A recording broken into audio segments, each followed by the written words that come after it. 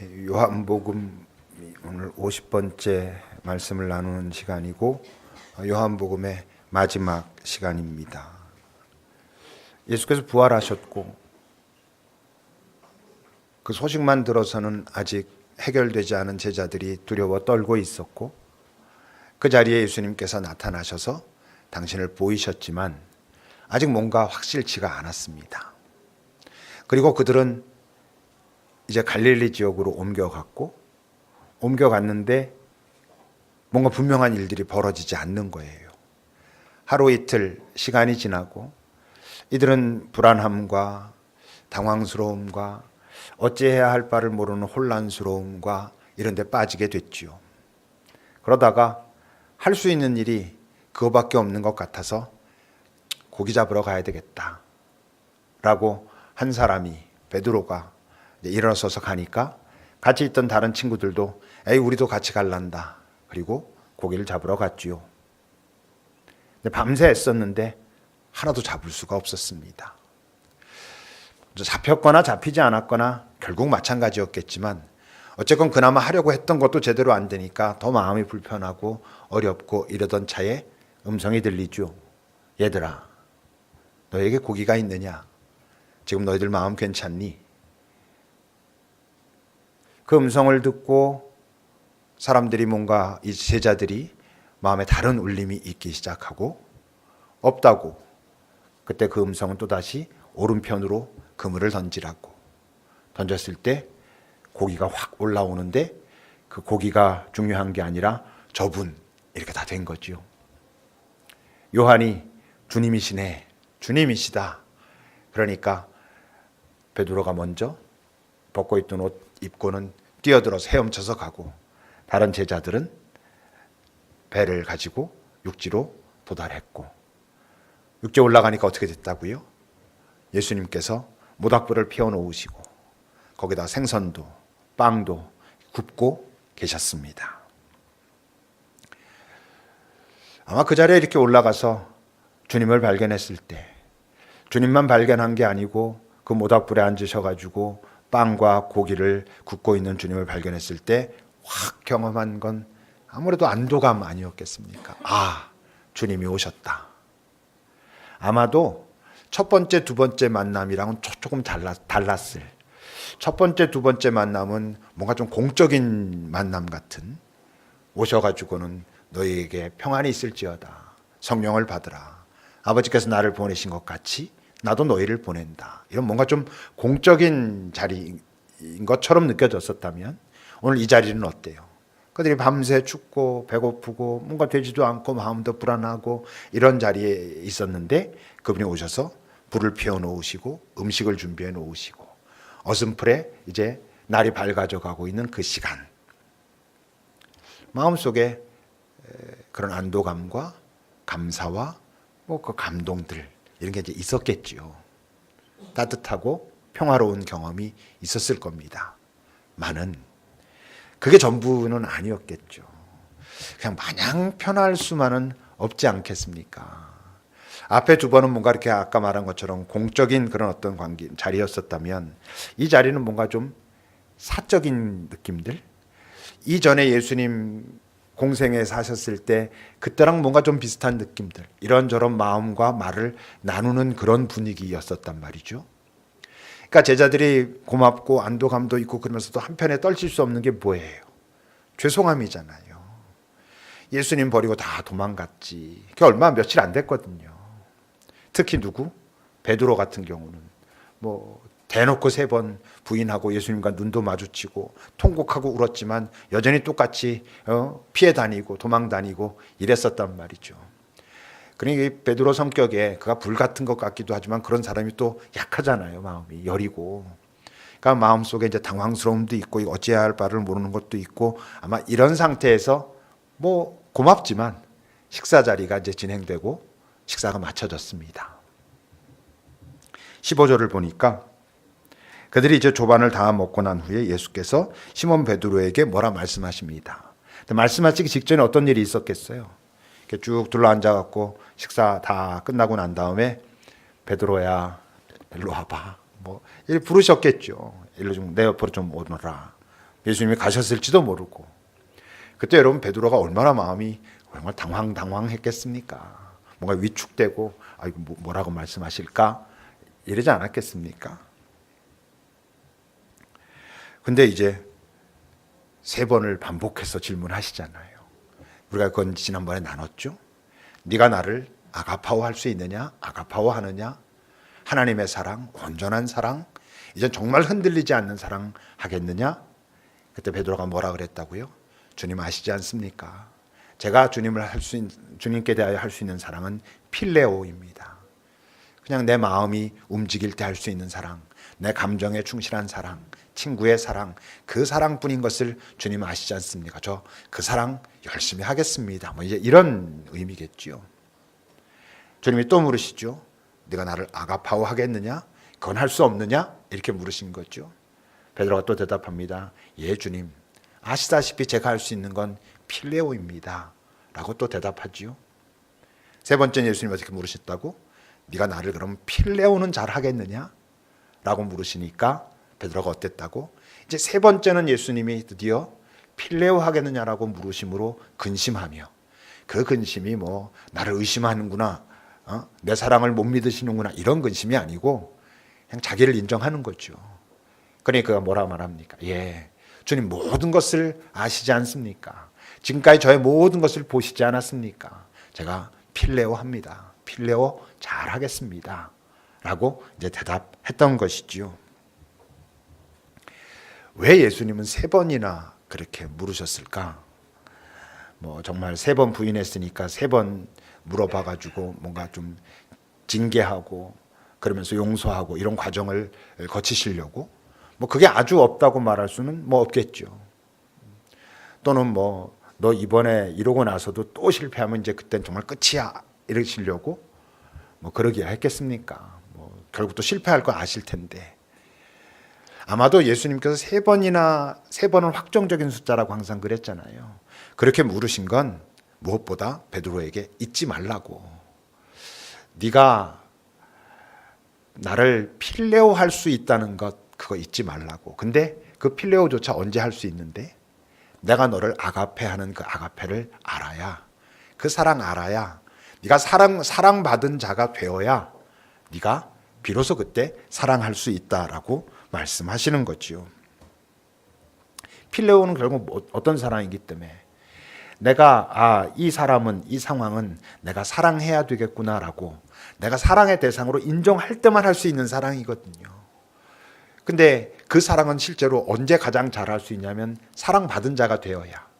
그러니까 주님의 아가파오를, 그의 그 변함없는 온전한 그 사랑을 깊이 경험한 자만 내 마음이 움직여서 사랑하는데, 그 사랑의 색깔 속엔 주님의 아가파오도 같이 담겨져 있는, 그래서 그 사랑을 전할 수 있는 이제 이런 삶이 된다고 하는 거지요. 그러니까 그 17절에서 여러분, 요한의 아들 시몬아 네가 나를 사랑하느냐라고 3번째 사랑하냐라고 물으시니까 더 정확하게 해석하면 어떻게 해야 된다고? 3번째는 필레오라고 물으시니까 이런 뜻입니다. 이게 그러니까 예, 제가 인정하죠. 제가 뭐 당연히 필레오밖에 할 수 없지요라고 지금 말하고 있습니다. 근데 보세요. 3번이나 주님께서 이렇게 질문하시는 동안 뭐 좀 괴롭기도 했겠죠. 자기 한계를 인정하는 거니까. 또 어쩔 수 없는 자기의 그 실패의 기억이 있잖아요. 자기가 필레오조차 제대로 하지 못했던 그 실패의 기억이 있으니까 이제 괴롭기도 했겠지만, 근데 거기에는 용서의 경험뿐 아니라 뭔가 이렇게 회복되는, 관계가 다시 복원되는 그런 어떤 기쁨도 같이 지금 베드로는 맛보고 있습니다. 특히 어떤 말씀 때문에 그래요? 3번이나 반복해서 마지막에 뭐라 그러셨냐면 내 양을 먹여라 이렇게 말씀하시잖아요. 내 양을 먹여라 라는 말씀을 다르게 표현하면 뭐예요? 너는 여전히 내 친구야, 내 동역자야, 이런 뜻이죠. 그러니까 내 양을 먹여라, 내가 하고자 하는 그 일을 너도 같이 하자, 이렇게 말씀하시는 거잖아요. 세상에는요, 용서까지만 하고 끝나는 경우도 얼마든지 있습니다. 그래, 용서할게, 그리고는 이제 다시 만나지 말자, 뭐 이럴 수 있잖아요. 용서는 너를 위해서 하는 게 아니라 나를 위해서 하는 거야. 그리고 여기서 끝. 우리의 관계, 뭐 지금까지 모든 거 다 끝이야. 이렇게 될 수도 있지요. 근데 예수님의 지금 이 용서는 단순히 용서해서 끝나는 게 아니고 이제 너의 그런 실패 또는 너의 실수 그것을 인정하고 그리고 그것을 고치고 회복하고 그리고는 계속하자. 우리가 지금까지 해왔던 일들 계속 같이 하자라고 부르시는 거잖아요. 베드로가 이제 그런 예수님께 대한 죄송함이 해결되면서 이분이 나를 버리지 않으시는구나. 나의 그 실패를 그냥 용서하시고 받아들이시고 그리고는 다시 손잡고 같이 하자 하시는구나 라고 하는 마음이 이제 베드로 안에 있는 거죠. 근데 그냥은 안 되는 거야 이제는. 지금까지는 정말 부활의 경험 이전에는 자기 어떤 걸로 하려고 하다가 보니까 이렇게 하면 내가 잘못될 것 같은 걸 그러면 도망도 갔다가 막 이래 왔었는데 이제 정말 부활의 예수를 경험하고 난 후에 그 다음에도 계속 예수님과 함께 제대로 된 사역을 하려면 이젠 이전의 그 모습만 갖고는 그 각오만 가지고는 안 되는 거죠. 뭐 사실 베드로가 이전에도 무슨 말씀이십니까? 다른 사람 다 부인해도 내가 죽을 때까지 내가 감옥에 갇히든 죽든 내가 예수님을 절대로 부인하지 않고 따르겠습니다. 이랬었거든요. 근데 그런 결단만 가지고는 안 된다라고 말씀하시는 게 이제 18절의 말씀입니다. 같이 읽어보겠습니다. 18절입니다. 시작. 내가 진실로 내게 이르노니 내가 젊어서는 스스로 띠띠고 원하는 곳으로 다녔거니와 늙어서는 내 팔을 벌리리니 남이 내게 띠띠고 원하지 아니하는 곳으로 데려가리라. 그러니까 네가 이제 제대로 내 양을 먹이려면 실제로 내 양을 먹이는 것 이전에 잘 네가 필레오 한다는 것은 내 아가페를 네가 잘 경험하면서 그걸 잊지 않으면서 또는 잃어버리지 않으면서 나를 잘 사랑함으로 내가 사랑하는 사람들 그 상황들을 너도 같이 사랑할 수 있으려면 이제 너의 삶의 방식이 이렇게 변해야 돼 라고 말씀하시는 거잖아요. 여기서 지금 뭐 젊어서 늙어서라고 할 때 이게 나이 먹어서 이런 얘기겠어요? 우리 육신의 나이를 말하는 거겠어요? 그렇진 않죠. 여러분 육신의 나이가 먹으면서 더 옹고집이 되고 더 자기 멋대로고 자기 마음대로고 이런 어르신들이 얼마든지 있을 수 있잖아요. 그러니까 여기서 젊고 늙음은 어떤 어린 육신의 나이를 말하는 게 아니고 어떤 영적인 성숙함, 그 존재의 성숙함 이런 거지요. 그 존재의 성숙함을 근데 주님은 지금 어떻게 말씀하시냐면 네가 그냥 너만 알 때는 네가 전부일 땐 네가 스스로 띠뛰고 네가 원하는 곳으로 다녔지만 무슨 얘기겠어요. 그냥 네가 좋아 보이는 것, 네가 좋아하는 것, 요거 하면 나에게 좋겠는 것, 네가 전부였기 때문에 네가 사랑하고 또는 투자하고 애쓰고 열심히 살고 한 그 모든 것은 다 너에게 국한됐던 것들이었지만 이런 얘기겠죠. 그렇게 살았었지만 네가 이제 좀 더 영적으로 깊어지면 네 존재의 깊이가 더 생겨나기 시작하면 네가 너 자신을 알고 이 세상을 알고 무엇보다 나의 사랑을 더 깊이 알고 내 마음이 어디에 있는지 잘 알면 이 세상의 의미가 무엇인지 네가 알게 되면 내 인생이 정말 무엇을 의미하는지 알게 되면 이런 뜻이겠죠. 그때는 사람들이 너에게 띄우고 네가 원치 않는 곳으로 너를 데려갈 수 있도록 기꺼이 네가 네 팔을 벌릴 것이다. 이게 참 어려운 이야기죠. 말 자체가. 그러니까 그 말씀 속에는 어떤 말도 있냐 하면 네가 늙어도 다른 말로 하면 네가 영적으로 깊어져도 인간이 성숙한 존재가 되어도 여전히 너의 원하는 것과 정말 네가 살아내야 하는 것, 원해야 하는 것은 다를 수도 있어. 이런 말이 거기에 이미 같이 있는 것이겠죠. 그러니까 그 삶은 바로 예수 닮은 삶, 작은 예수의 삶입니다. 예수님의 가장 인간적인 모습이 드러난 자리가 여러분들은 어디일 거라 생각하십니까? 저는 겟세마네 기도인 것 같아요. 아버지 내 원대로 마시고 아버지 원대로 하옵소서. 그 자리가 어떤 자리냐면 바로 지금 인간 예수의 원함과 신이신 아버지 하나님 야훼 하나님의 원함이 지금 부딪히고 있는 자리였던 거잖아요. 그 부딪힘을 지금 예수가 경험하고 있는 자리잖아요. 이런 부딪힘이 있지만 그런데 어떻다고 기꺼이 내가 지금 원하는 것을 멈추고 당신이 원하는 것을 내가 원하겠나이다라고 도전하는 그런 자리거든요.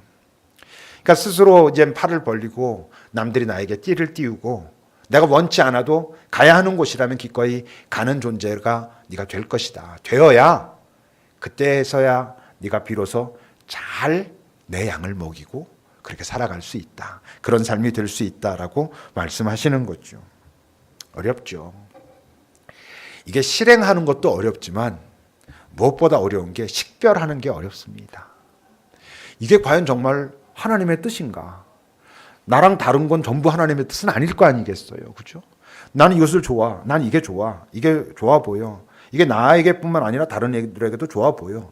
근데 상황은 이거랑 다르게 자꾸 나한테 뭔가 다가와. 사람들은 다른 것을 요구해. 그렇다고 다른 사람들이 요구하거나 그 상황에 만들어 놓고 있는 것이 전부 내가 따라가야만 되는 건 아닐 수도 있지 않겠어요.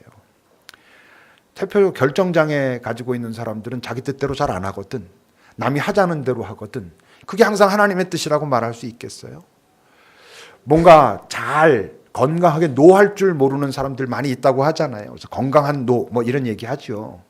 그거 할 줄 모르는 게 언뜻 보면 자기가 원치 않아도 그냥 남들이 하자는 대로 다 하는 것처럼 주님이 말씀하시는 게 그런 걸 말씀하시는 건 아니거든요.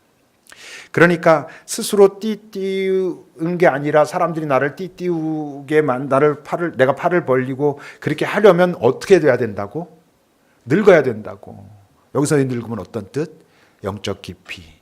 영적 깊이라는 게 결국 뭐예요? 하나님의 뜻에 대한 식별이지요. 아, 하나님의 뜻이 어디에 있구나. 아, 내가 원하는 건 이런 건데 하나님은 지금 이걸 내게 기대하시는구나라고 하면 네라고 하는 거. 제가 뭐 가끔씩 그런 예들 얘기하잖아요.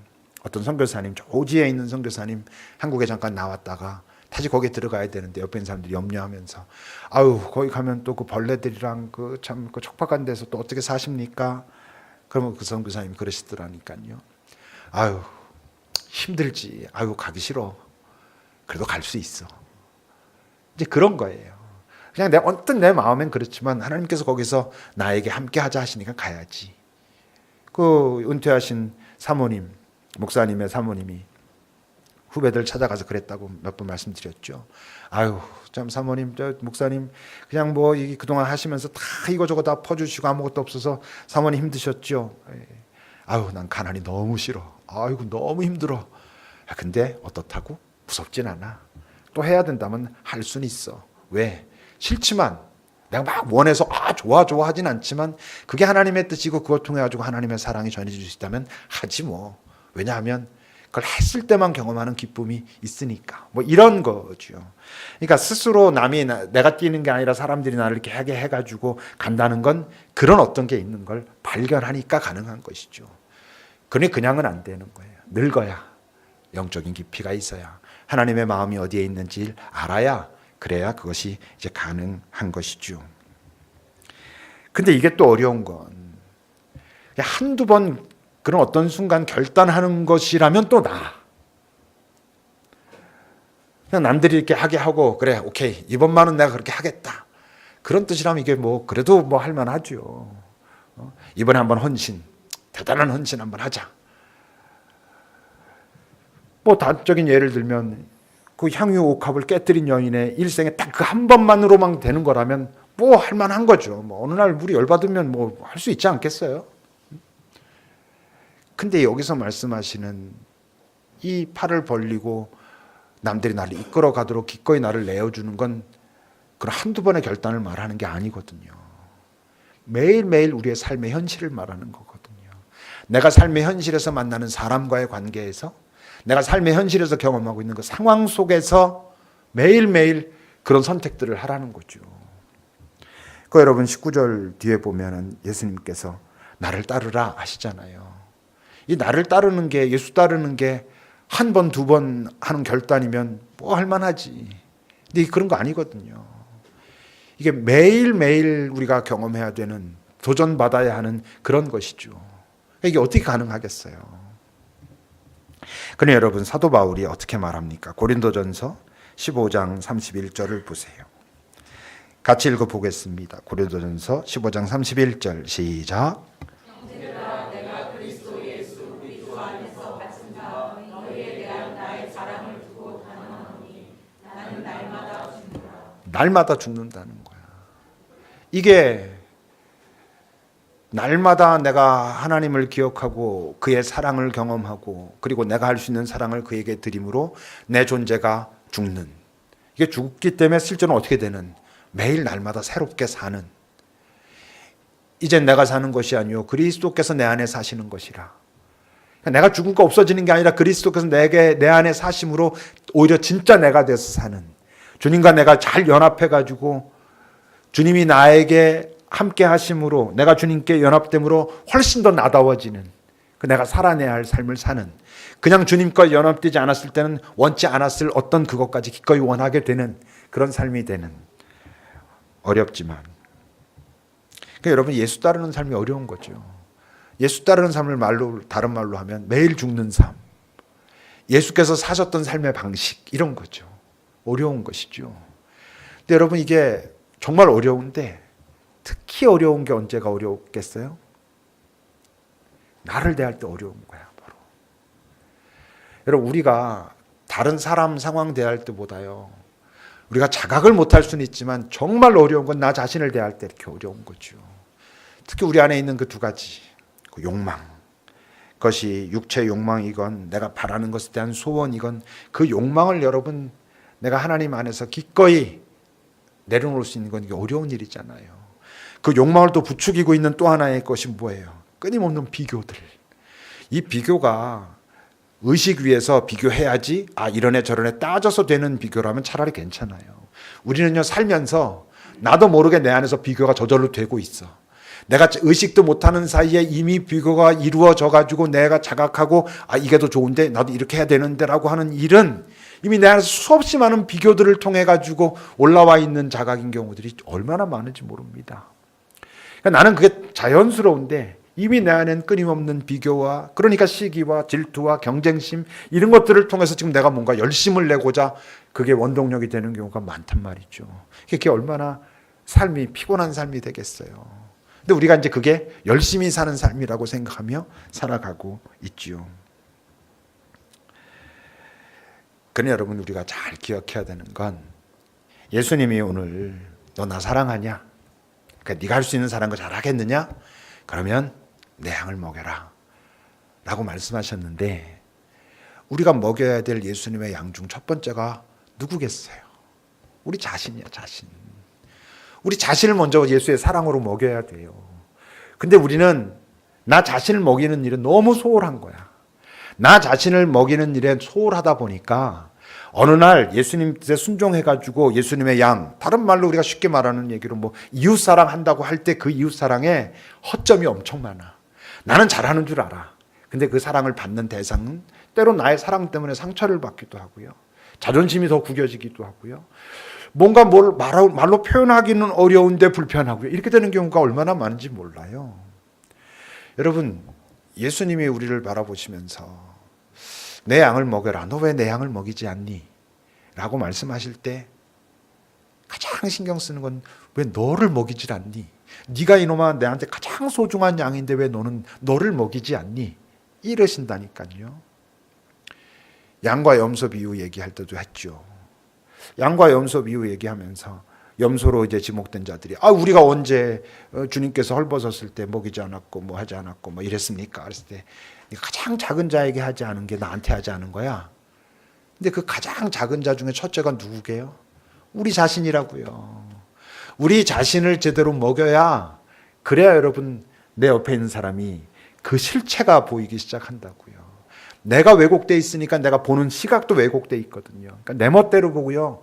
내 멋대로 보니까 내 방식대로 돕고요. 내 방식대로 도우니까 저는 어쨌건 도움은 도움이니까 뭐라고 말은 못하는데 마음은 불편하고, 이게 회복이 되는 게 아니라 밥 한 끼는 먹은 것 같은데 이게 아무 힘은 더 나지 않고 이럴 수도 얼마든지 있단 말이죠.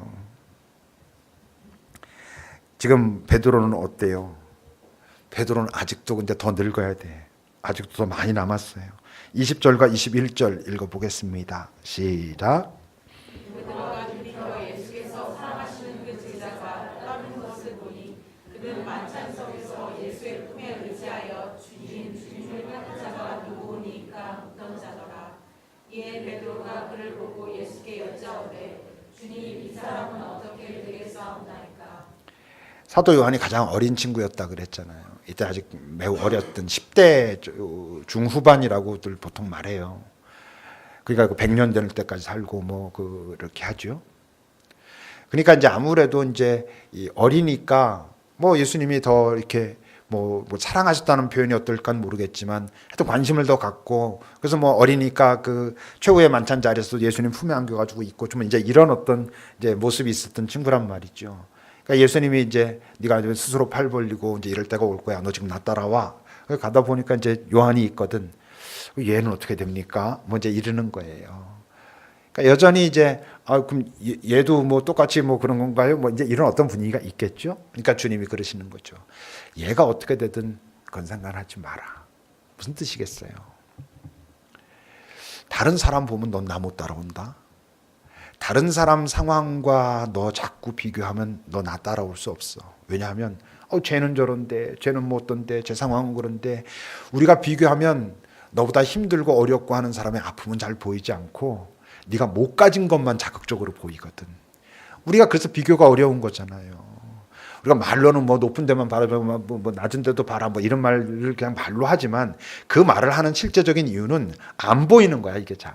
그거는 그냥 자연스럽고 그냥 그건 나의 자존감을 높여주는 상황인 것처럼 보이고, 뭔가 나의 부재, 그 부재만 나한테 자극적으로 자꾸 다가오거든요. 비교가 우리를 망가뜨리는 것이 바로 그런 이유 때문이잖아요. 그러니까 예수님이 뭐라 하시는 거예요? 네가 다른 사람과 상황을 보기 시작하면 나 못 따라온다. 다 그냥 두고 너는 나만 보고 나만 따라오면 돼. 이렇게 말씀하시는 거죠. 근데 참 이런 그 도전 자체가 이게 그냥 쉽게 할 수 있는 도전이 아니잖아요. 우리 중에 누가 한 사람 보고 너는 나만 따라오면 돼. 그게 대부분 허세죠. 그 사기치려고 하는 거잖아요. 나만 믿어. 너 나만 따라오면 부자 돼. 뭐 잘 될 수 있어. 우리가 여러분 한 인생의 귀함이 이루어지면 네가 나만 따라오면 네 인생은 참 아주 귀한 의미 있는 인생이 될 거야. 이렇게 말할 수는 없죠, 우리가. 그런 의미 있는 인생에 대해서 정말 깊은 고민을 하는 사람이라면 다른 사람의 인생에 대해서 내가 그렇게까지 함부로 할 수 없다는 걸 알잖아요, 벌써. 근데 예수님이 그러시거든. 딴 사람이 어떻게 되든 너는 딴 사람 아무것도 보지 말고 나만 보고 나만 따라와. 이 둘 중에 하나입니다, 여러분. 허세든지 진짜든지. 이분이 진짜로 확신과 자신감을 가지고 하시는 초청인지, 다시 말하면 다른 사람이 어떻게 되든 그 사람의 상황이 어떻게 되든 그거랑 언뜻 비교해보면 네 상황이 되게 모자른 것 같고 네 삶이 되게 뭔가 나쁜 것 같아 보일지라도 네가 나를 놓치지 않으면 결국 네 삶이 복될 거야. 너는 네 삶에 감사하게 될 거야. 네 삶이 멋지고 의미 있는 삶이었다는 걸 결국 인정하게 될 거야 라고 말씀하시는 것과 같아요. 예수님의 마지막 사역은 치유도 복음 전파도 아니었습니다. 예수님의 복음서에서나 사도행전 처음 시작할 때나 예수님의 마지막 사역은 명령이었습니다. 나를 따라오라. 내가 네게 맡긴 그 일을 해라. 내가 너와 함께 할 것이다. 그렇게 됐을 때 네 삶은 영광스러운 삶이 될 것이다 라고 말씀하시는 그의 명령이 마지막 사역이었지요. 그 명령을 따른 삶이 어땠을까 라고 요한이 살짝 말하고 있지요. 19절을 보십시오. 이 말씀을 하시면 베드로가 어떤 죽음으로 하나님께 영광을 돌릴 것을 알고 가리키셨던 것이었다. 그러니까 여러분 요한복음은 언제 기록됐는지 알겠죠? 베드로가 죽은 이후에 기록된 거죠. 베드로가 그런 모습으로 죽었다라고 말하고 있는 거예요. 근데 여기에 지금 강조점이 죽음에 있어요. 예수가 따라오래서 따라갔더니 죽었더라 이 얘기하는 게 아니잖아요. 예수님이 따라오라 해서 그는 따랐고 그 따라가는 자리에 죽음까지 있었지만 그는 그것을 버리지 않고 포기하지 않고 여전히 받아들이고 그것을 따라갔고, 그래서 그의 삶은 어떻게 되었다? 하나님께 영광이 되었다. 하나님께 영광이 되었다는 얘기는 다르게 바꿔 말하면 뭐예요? 그의 삶은 영광스러웠다 이런 얘기입니다. 우리가 하나님께 영광이 되었다라고 할 때 하나님은 우리를 향해서 뭐라 그러시는데요? 네 삶은 참 영광되다. 네 삶이 참 복되다. 너의 삶이 나의 기쁨이다. 말하는 그런 말씀하시는 그런 삶이 되었다는 거지요. 본문엔 당연히 예수께서 베드로를 어디로 데려가셨는지는 나와 있지 않아요. 왜? 베드로 가는 길이니까. 우리 각자의 주님께서 같이 나를 따르라 하시는 그 자리가 있어요. 지금도 있어요. 다 어디게요? 우리가 지금 살고 있는 삶의 현실. 그 삶의 현장이 주님께서 나를 따르라 라고 말씀하시는 거예요. 그러니까 주께서 나를 따르라 라고 말씀하실 땐 사실 장소적인 의미는 아니죠. 삶의 방식을 의미하는 거예요. 지금 우리가 살아있는 그 삶의 현실에서 예수를 따르기 위해서 어디 딴 데로 가는 게 아니라 그랬잖아요. 우리가 살고 있는 그 삶의 현실에서 예수 따름의 방식이 무엇인가를 고민하는 것, 묻는 것, 그리고 기꺼이 따라가는 것. 여러분, 이때 그의 삶이 영광이 된다고요. 요한복음의 마지막에서 요한은 매번 사실 내가 사랑받는 제자고 언뜻 이렇게 비치는 거 보면 뭔가 자기가 예수님의 사랑을 많이 받고 그리고 제자 공동체에서도 나름대로 어떤 영적 주도권이 있는 것처럼 말하지만 결국 마지막에 가서는 베드로 얘기를 해요. 그의 삶이 영광스러웠다. 그의 선택이 옳았다. 모두가 그런 선택을 하여야 그것이 잘 사는 삶이 된다라고 말하고 있죠. 우리에게도 마찬가지입니다. 기도합시다. 말씀드린 것처럼 예수님의 마지막 사역, 그것은 제자들을 향한 명령이었습니다. 여기는 우리들이 만약 예수님을 향하여 당신과 함께 살고 싶습니다 라는 마음이 진심이라면 그분이 우리에게 꼭 하시고자 하시는 말씀은 결국 우리를 향한 명령이지요. 나를 따르라. 그 음성이 여러분들 들리십니까? 잠시 주님의 음성에 귀 기울여 보십시오.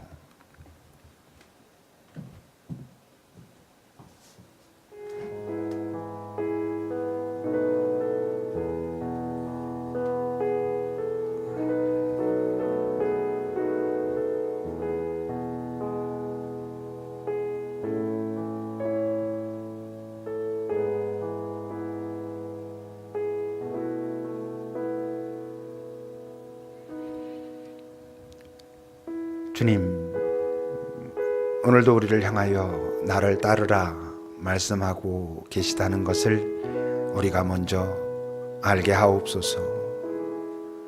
내 주를 따르려면 따르라 말씀하시는 그 음성을 들을 수 있어야 하는데 그 음성을 정말 진심으로 잘 들으려면 주님을 사랑할 수 있어야 하는데 사랑해야 잘 들을 텐데 내 주님을 잘 사랑하려면 주의 사랑을 먼저 경험해야 하는데 우리가 다른 것을 사랑하고 다른 사랑이 더 급해서 주의 사랑을 항상 옆에 제쳐두고 삽니다. 내가 원하는 것으로부터 먼저 사랑받고 그 잘 사랑받을 수 있도록 주께서는 그냥 도와주시기만 했으면 좋을 적도 얼마나 많은지요. 때론 돈이, 때론 사람이, 때론 내가 하고 싶은 바로 그것이. 그런데 주님, 그것보다 먼저 주의 사랑을 구해야 그 사랑으로 채워져야 다른 그것들도 더 잘 볼 수 있다는 걸, 그래야 더 잘할 수 있다는 걸, 그래야 그것을 통해서 내가 나 자신은 물론 내 옆에 있는 나의 소중한 이웃들, 예수님의 양도 잘 섬기고 먹일 수 있다는 걸 알고 살게 하옵소서. 예수 따름이 다 베드로처럼 바로 그 마지막 순간 죽음으로 끝나지 않을지도 모르지만 그러나 우리의 그냥 일상 같은 삶의 마지막 순간이 예수를 잘 따라온 그런 종착역이라는 것을 우리가 인정할 수 있는 그런 삶의 여정을 우리 모두가 가도록 우리와 함께 하소서. 아니, 우리가 주님과 함께 하게 하소서. 예수님의 이름으로 기도합니다. 아멘.